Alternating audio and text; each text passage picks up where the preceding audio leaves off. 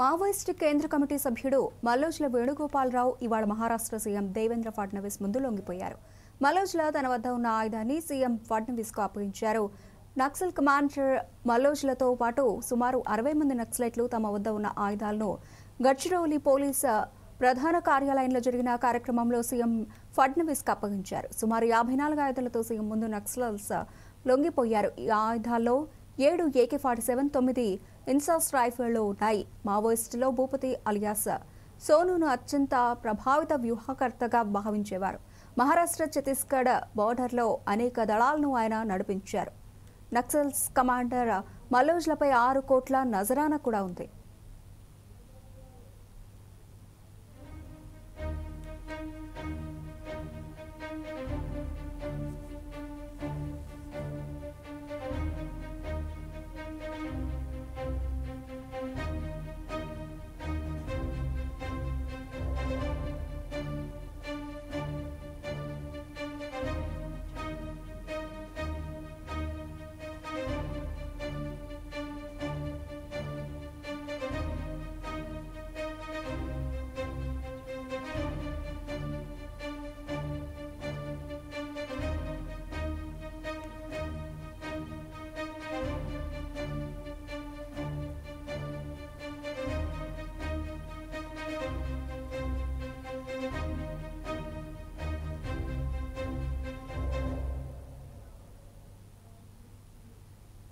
Maoist కేంద్ర committee సభ్యుడు మల్లోజ్ల వేణుగోపాలరావు ఇవాళ మహారాష్ట్ర సీఎం దేవేంద్ర ఫడ్నవీస్ ముందు లొంగిపోయారు.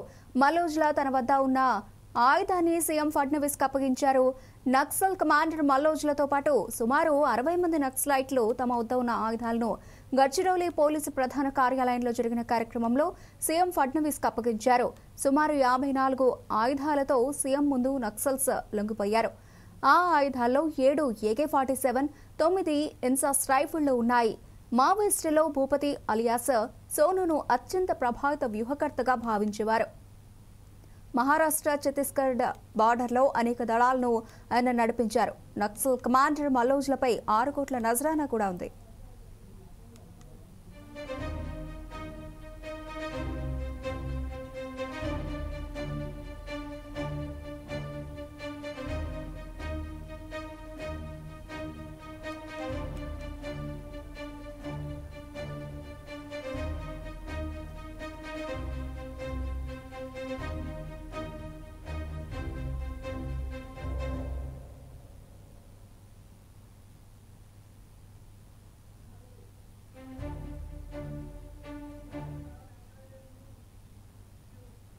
మావోయిస్టుల లొంగుబాటుకు సంబంధించి మరిన్ని డీటెయిల్స్ మా ప్రతినిధి సంతోష్ ఫోన్ లైన్ లో అందిస్తారు. సంతోష్, చెప్పండి. మావోయిస్ట్ అగ్రనేత మావోయిస్ట్ ఉద్యమానికి మరొక భారీ దశాబ్దాలుగా 4 దశాబ్ద కాలంగా కూడా పోలీసులకు ముప్పుగా మారిన అగ్ర మావోయిస్టు నేత మల్లోజు వేణుగోపాలరావు చివరకు లొంగిపోయాడు. మహారాష్ట్రలోని 60 మంది మావోయిస్టులతో పాటు 54 ఆయుధాలతో పాటు పోలీసుల ముందు అప్పగించిన ఈ సందర్భంగా లొంగుబాటులో దేశవ్యాప్తంగా కూడా సంచలనం సృష్టించింది. ఈ విషయాన్ని మహారాష్ట్ర ముఖ్యమంత్రి దేవేంద్ర ఫడ్నవీస్ ఆదివారం అధికారికంగా ప్రకటించారు.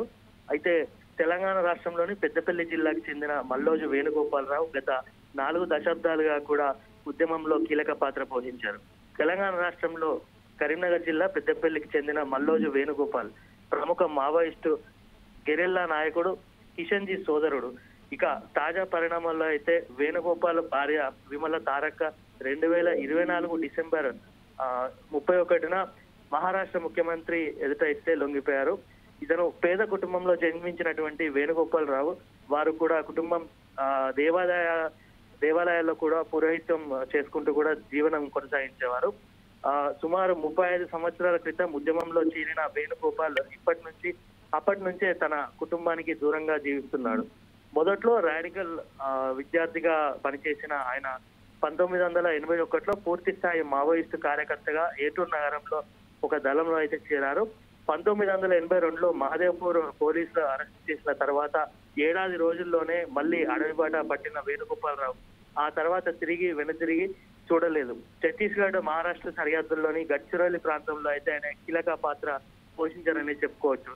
మావోయిస్టు దాడుల్లో అయితే ఒక కీలక పాత్ర కూడా పోషించారని చెప్పుకోవచ్చు. మావోయిస్ట్ కేంద్ర కమిటీలో ఒకప్పుడు అత్యంత ప్రభావశీలి నాయకుడిగా కూడా గుర్తింపు పొందిన వేణుగోపాలరావు అనేక దాడులు, ఎన్కౌంటర్ల ఘటనలో అయితే మాస్టర్ మైండ్ గా పేరు పొందారని చెప్పుకోవచ్చు. ఆయనపై 100కు పైగా కేసులు కూడా నమోదయ్యాయి. అయితే గడ్చిరోలి జిల్లాలో పోలీసులు చేపట్టిన ఎన్కౌంటర్ ఆపరేషన్ల నేపథ్యంలో వేణుగోపాలరావు తన అనుచరులతో కలిసి లొంగిపోవాలని నిర్ణయించుకున్నారనే సమాచారం అయితే వచ్చింది. మొత్తం 54 ఆయుధాలతో పోలీసులు అయితే స్వాధీనం చేసుకున్నారు. మావోయిస్ట్ ఉద్యమంలో లెజెండరీగా పేర్కొన్న మల్లోజు వేణుగోపాలరావు లొంగుబాటు ప్రభావిత విభాగాలకైతే ఒక పెద్ద విజయంగా అయితే మావోయిస్టు తుపాకీ పోరాటానికి ఒక యుగాంతంగా అయితే భావిస్తుందనే చెప్పుకోవచ్చు. అయితే మల్లోజు వేణుగోపాలరావు లొంగుబాటుకైతే వారి కుటుంబ సభ్యులు కూడా స్వాగతిస్తున్నారు. అయితే 4 దశాబ్దాలకు కూడా వారు ఇంటిని వదిలిపెట్టిపోవడం, జనజీవన సమంతిలో కలవడం అయితే వాళ్ళు చాలా సంతోషకరమైన విషయం అయితే తెలియజేస్తున్నారు. సంతోష్, వేణుగోపాలరావు లొంగిపోవడానికి గల కారణాలేంటి? దీని ప్రభావం ఏ విధంగా ఉండే అవకాశం ఉందంటారు? మావోయిస్టు పార్టీపై ప్రభావం ఏ విధంగా ఉండే అవకాశం ఉందంటారు? అంటే ఇటీవల కాలంలో అయితే అటు ఛత్తీస్గఢ్ ప్రాంతంలో మరియు మహారాష్ట్ర ప్రాంతంలో అయితే వరుసగా అయితే ఎన్కౌంటర్లు అయితే జరుగుతున్నాయి, కోవర్ట్ ఆపరేషన్లు జరుగుతున్నాయి. ఆపరేషన్ సింధూర్ లో భాగంగా 2026 సంవత్సరం మార్చి నాటికైతే మావోయిస్టులను లేకుండా చేస్తామని కేంద్ర మంత్రి అమిత్ షా కూడా ప్రకటించారనే భావంతో ఇలా నిర్ణయించుకున్న విషయం అయితే సమాచారం తెలుస్తుంది. Thank you Santosh.